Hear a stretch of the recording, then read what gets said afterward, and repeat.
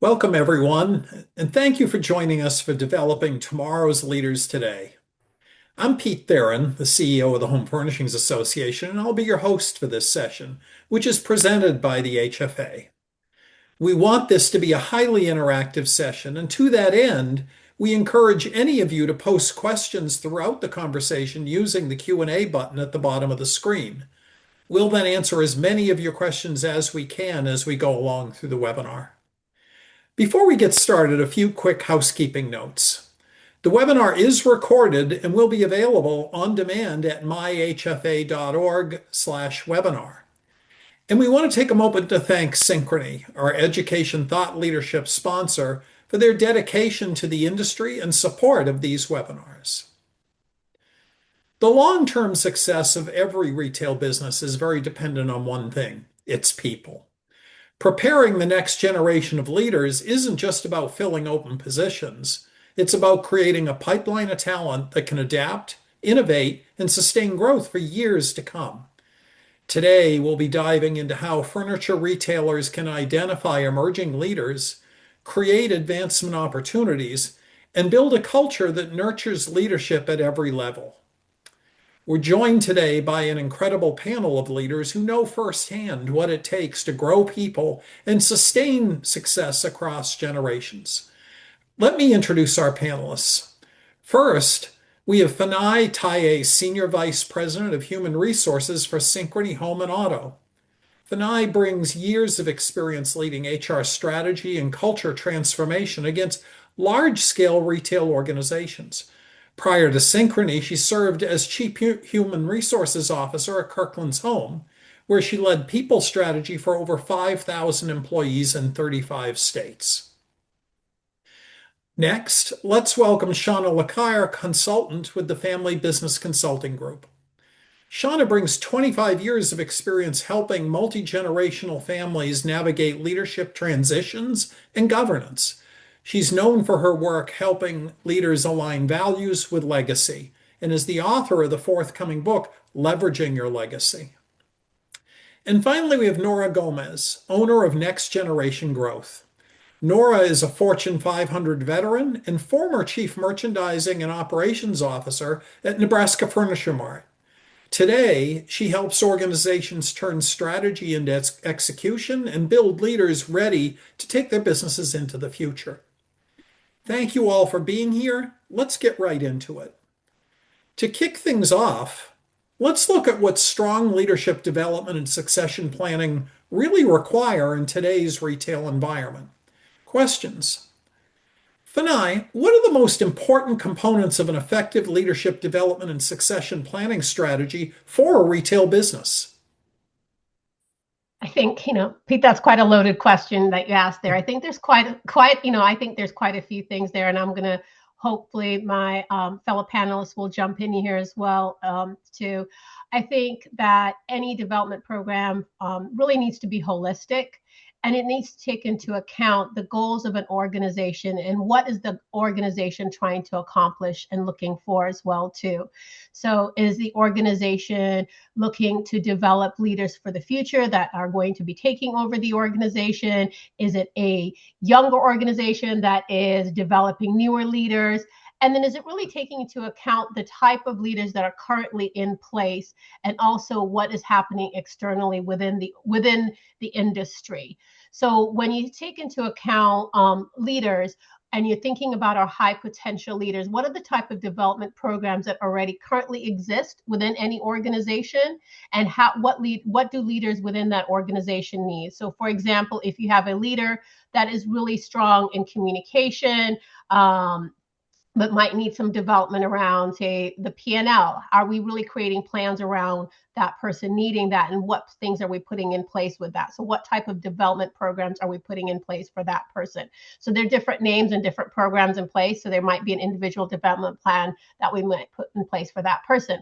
Or is there another person that we might look at within our organization, and we never really talk about those, but is there somebody within the organization that might not be ready or might be having some development challenges? What are we doing in order to help them meet the expectations of their role and within the organization as well too. And then when we think about succession planning, if those people get promoted and move into the next level, who comes in and backfills them, and what are we looking for within those next within that next role, or someone else coming in as well too. One of the consistent themes in your answer was leadership development is not a generic term. It refers to many different levels of an organization with different levels of support and needs for development. It's not just this generic developing leaders here or developing leaders here. A really good point. Absolutely. I tell people, when I'm at work, we always tell people one of the things that we've done recently within my organization is create what we call career growth frameworks and maps. And we tell everybody that it's a map and a journey, and not everybody's journey looks the same. And that map won't look the same, and that journey and destination won't look the same. And it has to be individualized both for each individual, and then I'm sure as for within each industry as well, too. Yeah. Okay. Nora, how can retailers balance short-term performance needs at the same time they're trying to drive long-term leadership development?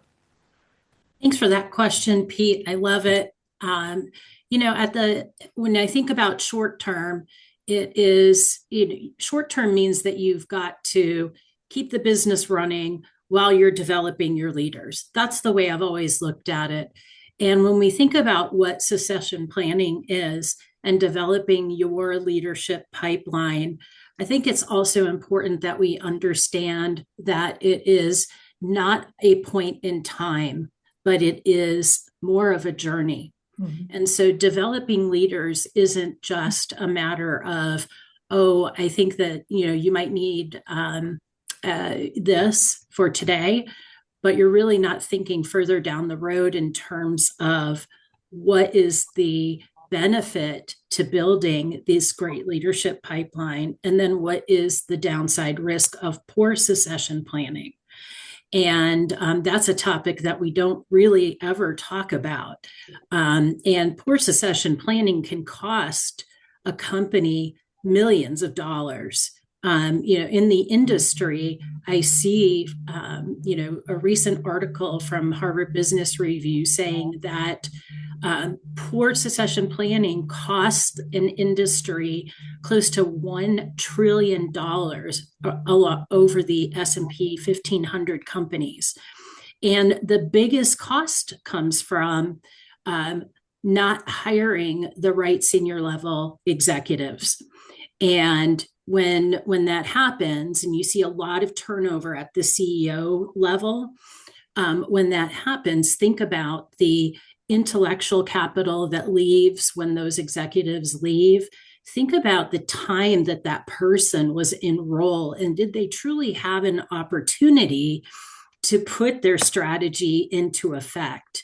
And so what the research continues to tell us is that when that happens, 39% of organizations have no viable internal candidate to step in and take their place.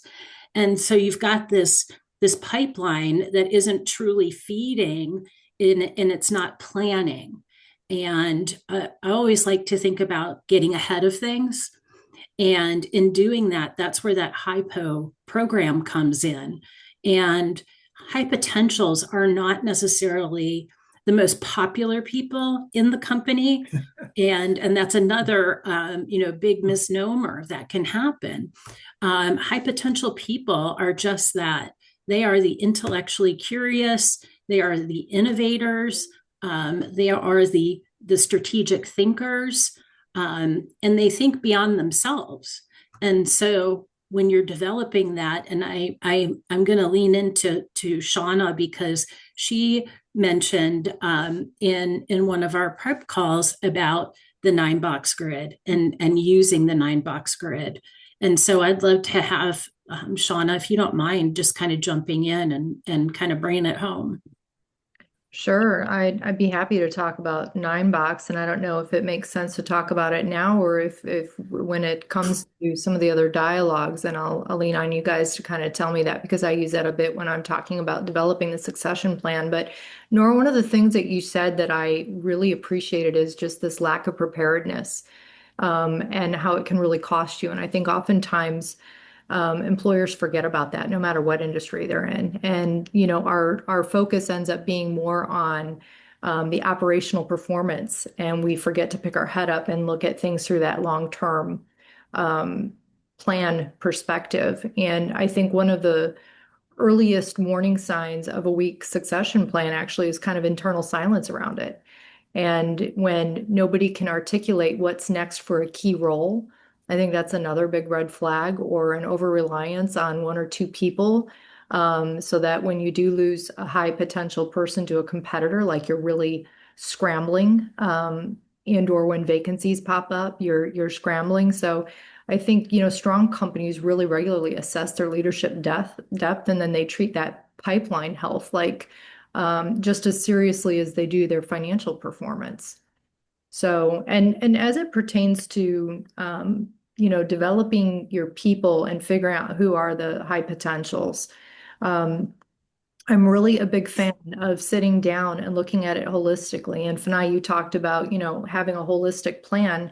And the reality is we have to look at what are our critical roles, as an organization. If we identified them, and do we know, like, this one's mission critical, it cannot be open for any length of time, always have to have somebody in it, whether it's leadership or not.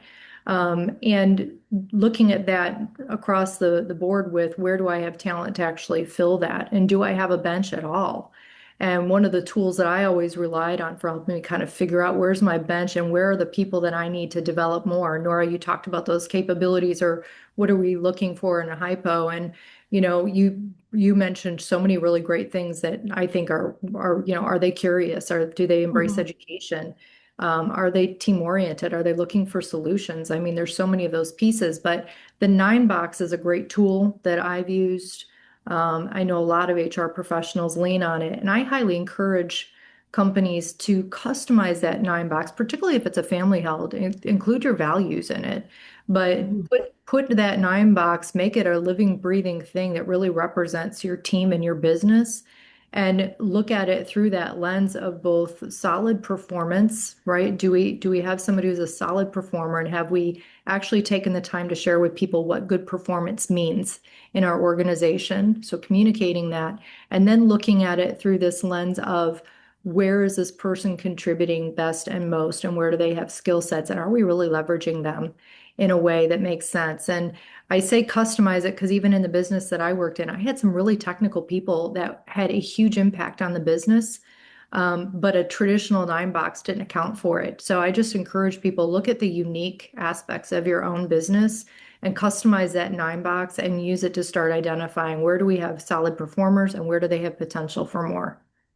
One of the things that I think is important here, though, is retail by its nature, even in an extraordinarily successful retail organization, retail by its nature is an industry that tends to have turnover from the most junior levels running individual storefronts all the way to more senior levels, because there is so much demand. There are so many retailers and so much demand for senior level talent. So movement in the industry is common. So what several of you have talked about is, you have to be prepared for unexpected talent needs, because they will happen in our industry. So but if we come back kind of the original question, how does one of the challenges with retail generally is, you're trying to figure out how to make the month. How do you stay committed to leadership development with the relentless business pressure that is week to week, day to day, month to month in our industry? I would jump in and say that pressure to make the numbers, make the month, should not be predicated on one person and the success of one person. And so when you think about all of the components that come together, when you're putting together a strategic plan, all of the different teams that come together when you're putting together that monthly financial plan, there should be someone who can finish that sentence, so to speak. So if the buyer starts and the buyer leaves, the financial planner should be able to step in and say, hey, you know what? We're going to keep this going. while we're looking for, our next buyer, type of thing. And in an organization, regardless of size, there should be that camaraderie and that teamwork that's happening to make sure that the companies are using their talent, wisely, in being able to consider people for different roles.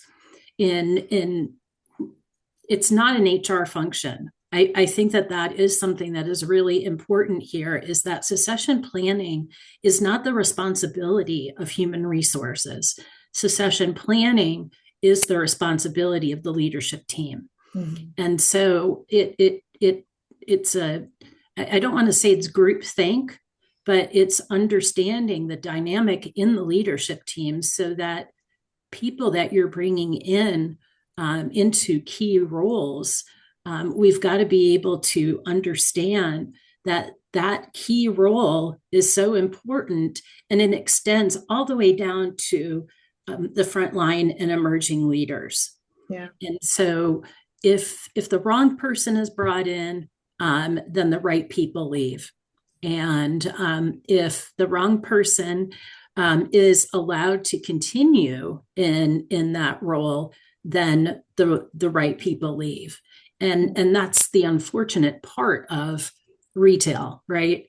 Retail's highly competitive. There's a lot of ego involved. We cannot negate the fact that is paramount, but there has never been a business in that has survived on ego. And if you were, kind of one of those, those toys that you had when you were little, those handcuffs, like you put your fingers in at the end and you're like pulling, you can't put your executives in the middle of that, right? And so you have to be able to be very clear about what the goals and the strategy are of the organization, and in turn make sure that the goals and strategy are transcended down to the frontline staff. Yeah. I liken it to a display team in a store, and helping the display team understand exactly what role they play in achieving a sales goal.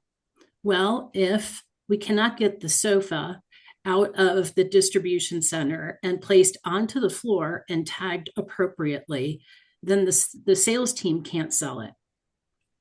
And therefore we don't make the plan. And so it's helping that understanding of all the way down, not just developing the high potential, but taking the strategy and being able to let everyone understand how they have skin in the game.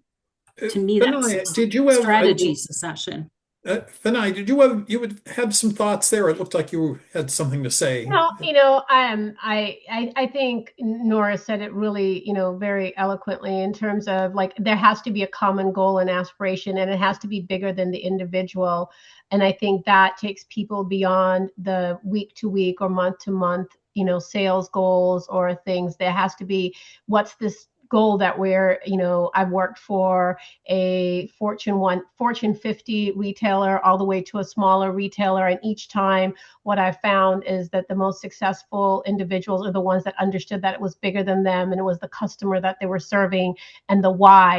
And I think if each individual understands the why of what they're doing, that helps them get through the really tough weeks. And it also helps them, when they're being successful. And I think that's really also where the leader comes into play, and how the leader's helping individuals establish goals. So as a leader sitting down, or the manager sitting down with their teams on a quarterly or annual basis and establishing goals that go beyond the fiscal goals, and saying, hey, what are the goals that you're setting for yourself from a development perspective and a goals perspective, and how are you achieving those, and how do those, like what Shauna said earlier, how do those tie back to our values? Because it's really important of how we achieve those. And I think that's where you'll find people that, you want to make sure that people also are going home feeling really satisfied as individuals about the work that they do. And that helps them differentiate as individuals as well too. You know what I like about what both Nora and Fanai have said is that we're highlighting just how important it is to have strong leadership at the top. and those people that are inspiring the team and setting the culture, if you will, in many ways. And the reality is that we all have to balance immediate operational performance with long-term leadership development, and it does not have to be an either or choice. So I think sometimes, even as leaders, we forget that you can embed development into daily rhythm of the business, and it can be easy things like short mentoring conversations or stretch assignments or cross-training opportunities. And, when people are being, especially leaders, are evaluated not just on, the financial performance, but also on their ability to build talent, then I think that the organization really matures and becomes more resilient. And what Fanai just said too, I think is so crucial, which is company culture is so important, and it's part of what sustains leadership continuity over time. So a culture that values learning and internal mobility and mentoring naturally produces leaders who are aligned with the organization's values. And when people feel supported and recognized and developed, then they often stay longer, they grow faster, and they contribute to a much stronger leadership bench. Well, let me ask a follow-up to that, Shona. That's a great point. What are some early warning signs that an organization doesn't have a strong commitment to leadership development in place? Yeah, I mentioned that a little bit earlier. The over reliance on one or two people or the constant scrambling when you have, vacancies, that's part of it. I would say, as it pertains particularly to leadership, do you have a cohesive team? That leaders build that. And I would also look at the culture. Are the company's values showing up? Are we operationalizing those values? And do your leaders recognize how important that is to do? But they talk about the importance, like a lot of turnover. I immediately look at certain departments or areas, and if I have a very strong turnover number, I immediately look at who's the leader in that department, and I want to have a dialogue about what their own, methodologies are for engaging their team. So I have been known in my former days as senior VP of HR to go out and take a look for myself and see what do I observe here. And what is going on that I have such strong turnover in this particular area, because that's almost always an indicator that I've got a leadership problem. That's a great. I mean, you hear the cliche all the time. People don't leave jobs; they leave managers. Exactly. I mean, it's similar to what you've just said. Thanai, you work in a large and very culturally defined company from my observation. What role does company culture play in sustaining leadership continuity over time? I mean, I think it's paramount. I think it's the number one. I think I've mentioned it before when we, throughout our time here, that it is critical in every aspect of what an individual does. It's in the values and the success, and also, the tenure of an employee. Companies that have high turnover, you can just look at the culture and that will speak to it. Companies that have low turnover, you look at the culture, that will speak to it. A lot of times, I think my HR peers will agree that they've heard, if you see somebody that quits their job, look immediately at their boss and you'll know why. And for people when they go home, one of the topics of conversation is always going to be their manager. So I think, and that has a lot to do with culture. And culture can't be quick lip service. It has to be the work that's done day in and day out. It has to be embedded in the values of an organization. It has to be what you stand for. It has to be how you treat your customers and what those values are. It has to be in how you're listening. There are multiple of ways that employers can listen to what their employees are concerned about. And it doesn't have to be, utilizing third party, surveys. It can be internal surveys. It has to be, those listening sessions can be simple things. As you spoke, we listened and we implemented those things, but those people want to be heard. They want their voices heard. And those things really matter because we spend a majority of our time outside of sleeping with with the people that we work with, even more than the time that we spend with our families. And if that's the case, you want to spend it with time with people that value what you have to say, and with people that care about what you have to say and respect what you have to say.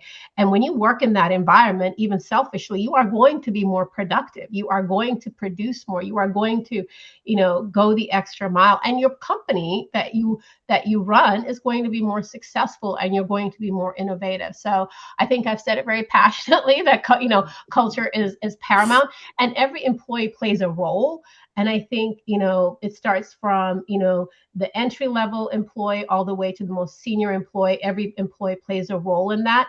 It is a leader's fiduciary responsibility to make sure that if there's a cancer on the team and employees are not performing and are poor performers, that we handle that and manage that. And if we have top performers, that we are making sure that those individuals are being rewarded with developmental opportunities and promotional opportunities as well too.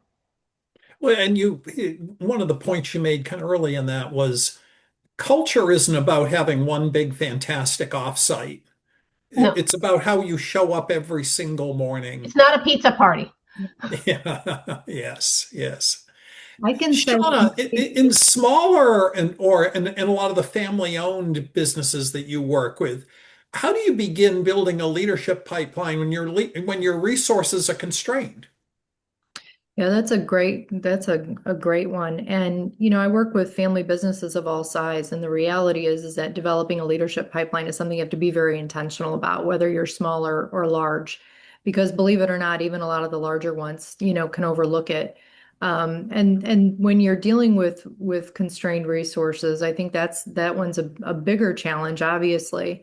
But that's where I think it becomes really incumbent that your culture helps sustain you, for starters.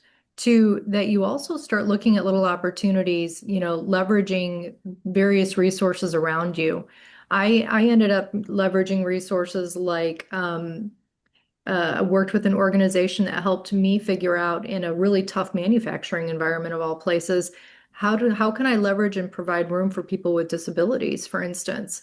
Leveraged and leaned heavily on genuine internship programs, not folks just coming in and shadowing, but giving them a real feel for our culture and our business. And I think that those things are really important. And I got to tell you, your culture also helps with a leadership pipeline and with recruiting, because the bottom line is, if you have a great culture, your people are going to be out there singing the praises of your business, and they become ambassadors, and they inspire other people to either want to be there, and they will start recruiting for you and bringing in people to come help on your team. And we started incenting for that too. And if somebody came in and were referred by an employee and they ended up being a really great fit for us, whether it's in a leadership capacity or on a factory floor capacity, we absolutely incented around that. And so when I'm working with family-held businesses that are either looking now to develop that pipeline, or if they're looking for leadership development programs, there's a lot of ways you can start small. You don't have to do something huge, but you start with where you have the greatest need, and you really put something together that is very targeted around that need, and then you can build from there. But Rome wasn't built in a day, and so I always remind people, don't overlook the small opportunities that you have in the day-to-day to build leaders. Leverage your mentors, make sure that people aren't a number. So it's one of the reasons why I left the publicly held world and ended up for almost 30 years working for a family held business myself before going into consulting, was I was given opportunities to learn and grow. And I was not a number. I was definitely seen as a contributor and somebody that was valued on the team. And I think when people feel that, one, there's an absolute commitment then from them to the business, because the business has a commitment to them. And when you're talking about specifically how do you begin that process, start small. That's all I can say. Start small. Don't feel overwhelmed by it. You can start by saying, what are some of the leadership gaps we have? There's a whole host of programs you can send people to. You can do formal education.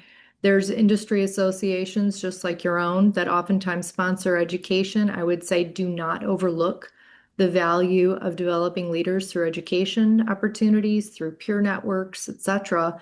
And the reality is that stretch assignments, shadowing opportunities, thoughtful mentoring, those things cost nothing, but they do create enormous engagement and skill building. And Well, and witness what we're doing today. I mean, that's the point of this whole program Mhm. is it's the opportunity to access people who have more insight and experience in a topic than you do. And exactly. for our members, it costs nothing. So, Shannon, you I was going to just really add one of the things we were recently talking about, and someone shared that one of the biggest critical experiences they had was somebody just saying, "Hey, I'm about to go to a meeting. Would you just like to sit in and hear what I'm about to pitch?" yeah, yeah, yeah. Shadowing, giving Yeah. people that opportunity to learn from observing and to Mhm. have a seat at the table, and that even that alone we overlook, like how important that is to people to be seen and heard and valued and not just Yeah. be a number on the roster. Well, and I think too, when you look at the identifying people who are capable of more, giving them the opportunity to actually step out of the role that they're in today temporarily and take on, Shauna, you mentioned this, the stretch assignment is again, it does it cost anything to do that? I would say it costs you not to do that. Because Pete, to your point, there are people who are in roles that are so much more capable of doing other things, but they're in this box right now, and we're not really tapping into the level of expertise and knowledge that they have that can not only help them evolve from a career standpoint, but help the company evolve from a growth standpoint. That's a great. That's a great point. That's a great point.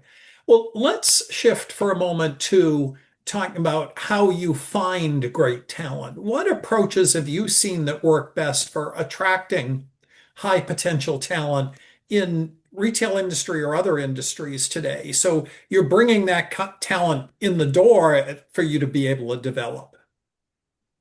I think if I can jump in, I would say that your recruitment strategy shouldn't be about filling a box. Your recruitment strategy should be about the person who can grow 2 or 3 levels beyond the entry role that they're coming into. And that's not always easy to do because that is a very subjective thing that has to happen as part of the recruitment process. But the biggest mistake that most retailers make is hiring for immediate needs. I got to get somebody in that position. I got to get somebody in there. They got to come in. They got to do all the task work that I'm getting, I have to get done type of thing. And you make no mistake, when you're recruiting for top talent, I always look for 3 non-negotiables: intellectual curiosity. Will they keep on learning? The second thing was adaptability. Can they pivot when the business does? And then the third thing is what I call commercial instinct. And that is, do they understand how the business makes money? And technical skills can be taught, but those attributes can't. And we see that we're not just competing with other retailers for talent. We are competing now with tech companies, consulting firms, entrepreneurship, and being able to position yourself strategically and as a culture centric organization becomes more and more focused on career development, trust based relationships, and purpose. And so don't just hire for the immediate need, see beyond that, Yeah. and see. It's funny, I've seen organizations who are adamant that you have to hire someone who is deeply experienced in precisely the job you're hiring for. And then the day the person starts, they tell them, well, forget everything you know. This is how we do it. I'm Yeah. like, well, why did you Yeah. hire the person with all Well, this and how does experience? that work out, right? Yeah. Yeah. But I mean, it's easy to laugh about that, but it's also an easy mistake to make, It too. It is. really is. You want people who have proven that they have the capability to do that particular job, even if you're not thinking through what you're going to have them do when they get and sit in the chair. Yeah. So. Other thoughts on that? How do you go find that kind of talent that can make a difference? I think curiosity is really important. I think, and it's one of the things that's sort of hard to interview for, but I think when you're interviewing someone and the type of questions they ask, and when you ask them how they've solved different challenges within their organization or things they've either innovated or things they've created, and they go like, those are the things I look for. And I look for people that have thought outside the box and they've innovated things, and they've thought of different ways to do something, because that tells me if they come into my organization, they're going to not just accept the norm. They're going to try to be creative. They're going to want to be innovative. They're going to help my organization go the next mile. And that's what you want in a leader when you bring them in. You want somebody that's going to go above, not just above and beyond, but that's going to look beyond the status quo. And then you also want to look for potential. I think to your point, Pete, is somebody could check off all the boxes, but does that person, when you're talking to them, do you feel that they could do two or three different levels? Do you feel like this person could be the next, they could be my boss one day. They could be someone else's boss. You want to could I develop them to learn those different technical skills? And then from a commercial, similar to Nora, I call it commercial intensity, but it's like that. Do they understand Yeah. the industry that they're in? Do they really, do they have that understanding of what's happening within the industry? Do they understand the business that they're in? Have they, I had a really great interview recently where someone was talking to me about what was happening within the real estate landscape of something that we were talking about. And then we went into this really great conversation. And I was like, wow, this person knows, like they really know what we're doing, and they would really make a great fit. So I think those are the type of things, when you sort of start forgetting the interview questions and you get into those type of conversations, I think those are the type of candidates you really want to try to Yeah. hold on to. Yeah. Well, I think too, the other piece that oftentimes we forget about is that, employees want to join companies where they see a future, where there's a visible career path, a positive working environment, leaders who invest in them. And we forget at times that it's so important that you're building a really strong employer brand, and promoting the things to the broader community where you have your business, all the ways that you invest back in your community, because this is definitely becoming a sound, I would say, kind of an alarm, if you will, for folks. They're looking for businesses where they can see themselves aligning with their values, giving back, being part of something bigger.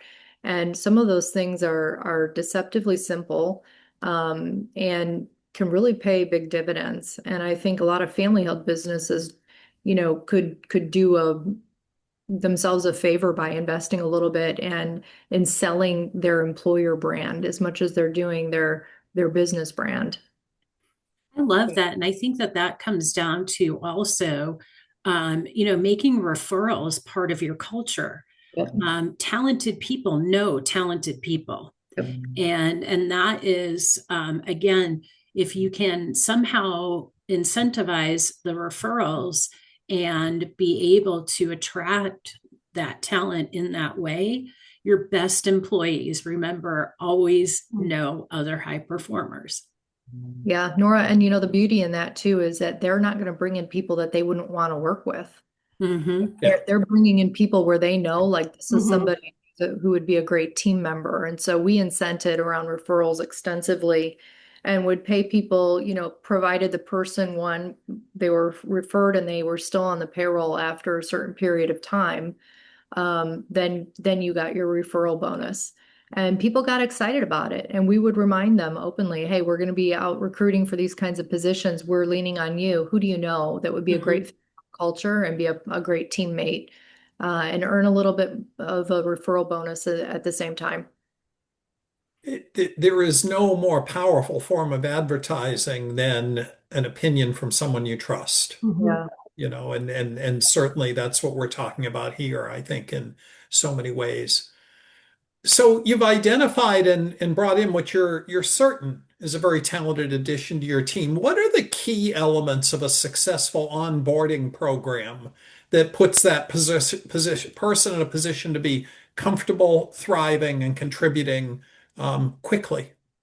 Yeah.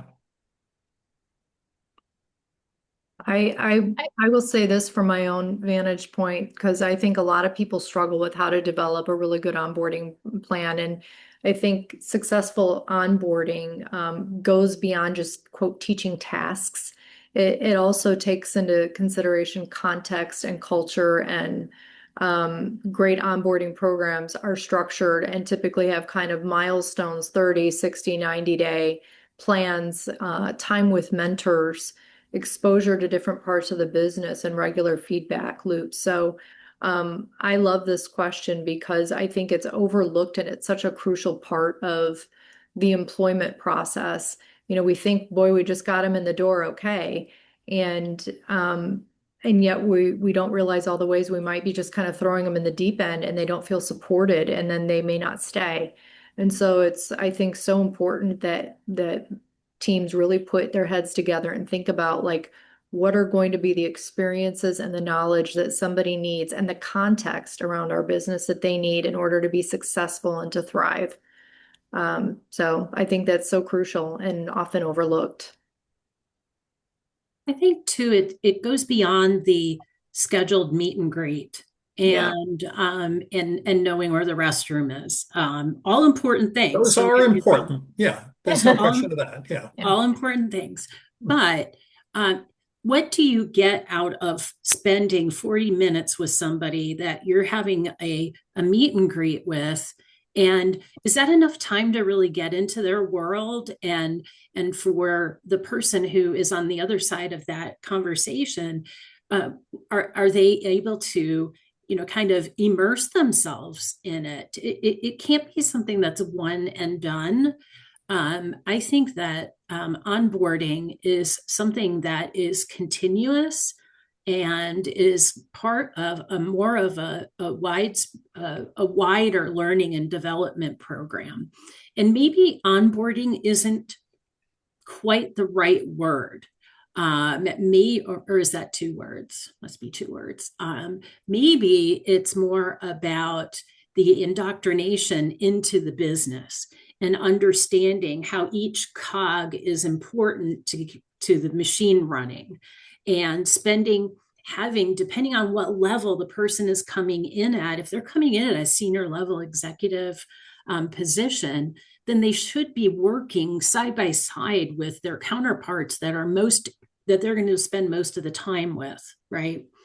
And so I wonder if it's less about onboarding and it's more about more of an education program.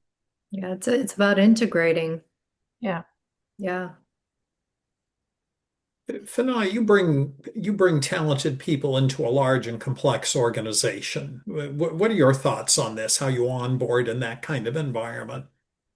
Well, I mean, I think it's all the things that Sean and Nora said. And it's also, when somebody's onboarding, it's knowing that this is such a new world for them. And are we providing, it can be different things, sort of like the buddy system. Do they have someone they can go to with all of their questions and who they can be paired up with, and sort of this check-in, like, are we doing, constructive check-in times where like somebody's checking in on them and they have the buddy program, and depending on the level, what does their training look like, and then are they really learning the true culture of the organization and the inner workings and the behind the scenes and all of this. We've talked about like the acronym cheat sheet, which every organization has, and all of these things. And I think it's an ongoing process, though. It can't be something that's one and done.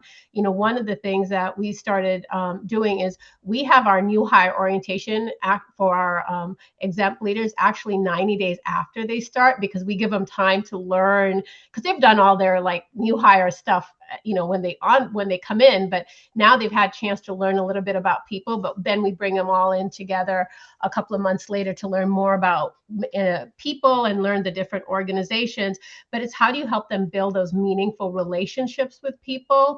And I think that's super important, because the people I've seen be successful are the ones that quickly establish relationships with their coworkers, their leaders, and then cross-functionally. So how do you as a manager help somebody somebody that's onboarded. And I think that's one of the things that's very important. When you have somebody come in on your team, how are you making sure that that person feels welcomed and you're helping them feel like they have a seat at the table? So if I have somebody come in on my team, am I making sure their voice is heard right away? Am I making sure after the meeting, I'm giving them a few minutes saying, hey, did you understand what we were talking about? Here's what this project is. Here's where that meeting is.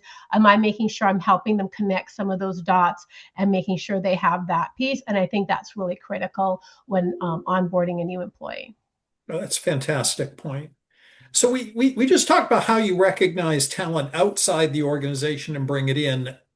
Earlier, we referred to recognizing hypos, high potential people within your organization who have the ability to contribute at a much higher level over time. How do you recognize those people? What are the signs that tell you those are the people we need to be investing in? I can start us off. I think, first of all, critical is they're doing their job, the current day job, really well, right? I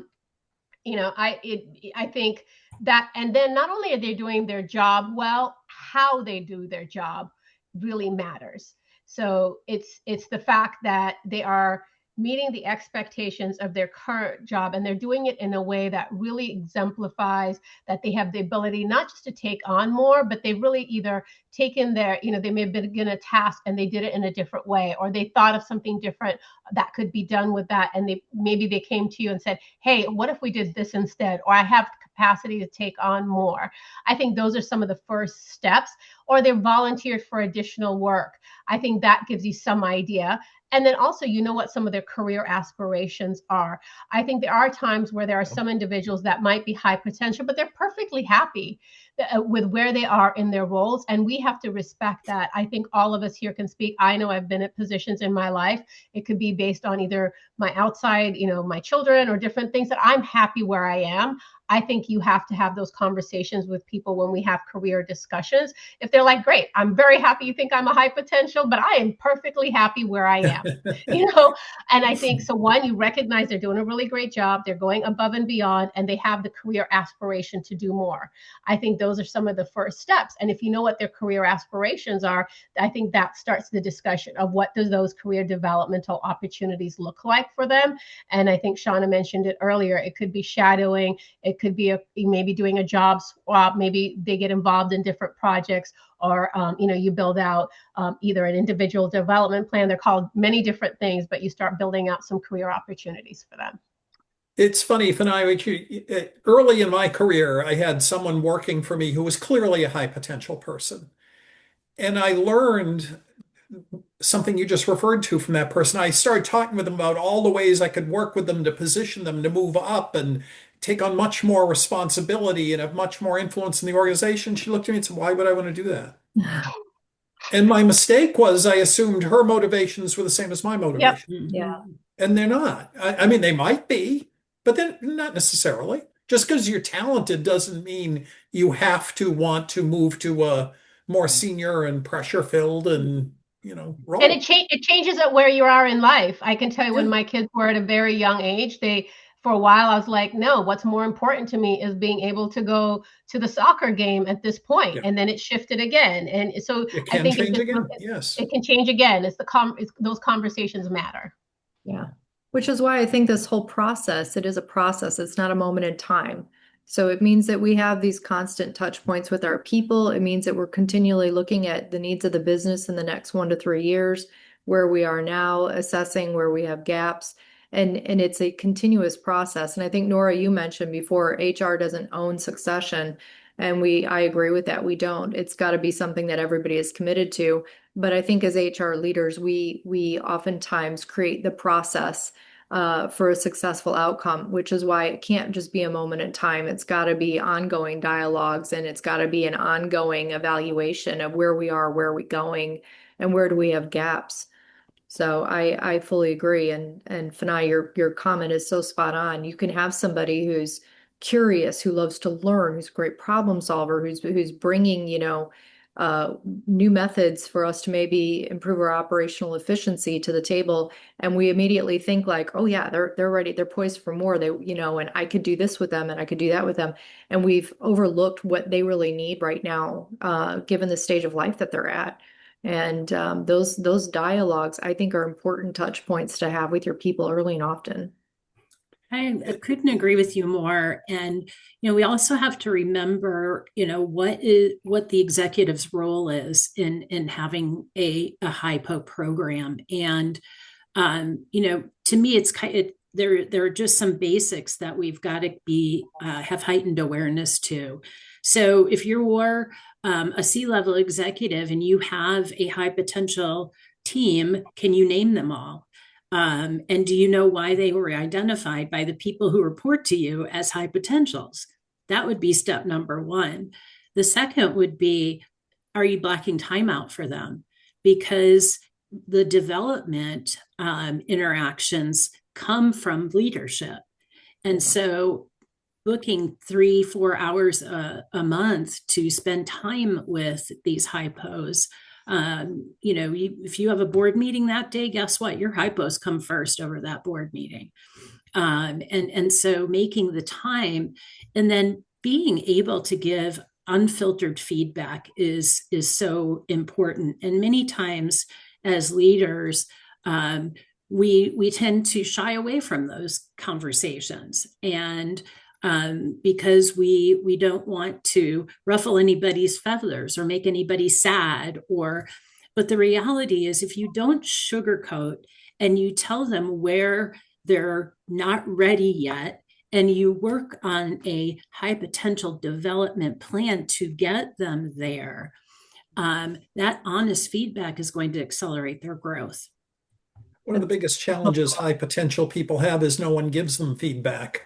Mm-hmm. They're high potential, they're top performers. You're giving your feedback to the people who really need remediation. And you said, well, that person's just killing it. I don't need to be giving that person feedback. Well, of course, there's a flaw in that, a huge flaw in that logic. I had to remind my team early and often before we rolled out performance evaluations that even your highest performers, they need to hear from you. Even if it's to validate or if it's to help them understand where they can do more or grow more, like they still need that same exact dialogue. It is so crucial to them, and you're so right. They get overlooked oftentimes in that process.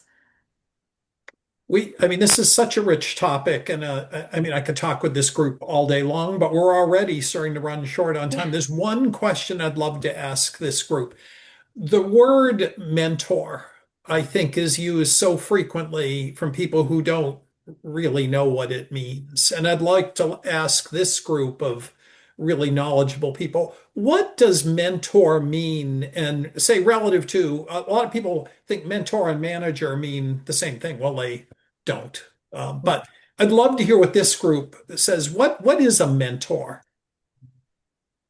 I think it definitely is different than manager, right? And beyond mentor, there's also advocate and sponsor. And the reason I mentioned those is, right, there is a sponsor who's somebody who speaks up in the room for you. So when there are senior leaders or there are leaders that are talking about a high potential and say, oh, who should we consider for X project or X role? You might have somebody that advocates for you and says, oh, Fanai might be a really great person for that role. That's not necessarily your mentor or your manager. It's somebody who knows about you, who knows the work that you do. They could be your sponsor or advocate. So I just want to mention that one piece. Your manager is the person who's responsible for your day-to-day job and who will give you feedback and who assigns you your role. They could also be your mentor, but that's the person that does that. Your mentor is somebody who gives you advice. They are somebody you may vent to. They are somebody who you could go to and talk about your manager potentially and say, wow, I had a really rough meeting with my manager. What are your thoughts about this? But they will not necessarily be the same person who writes your annual review or who is responsible for giving you a raise or who all of this.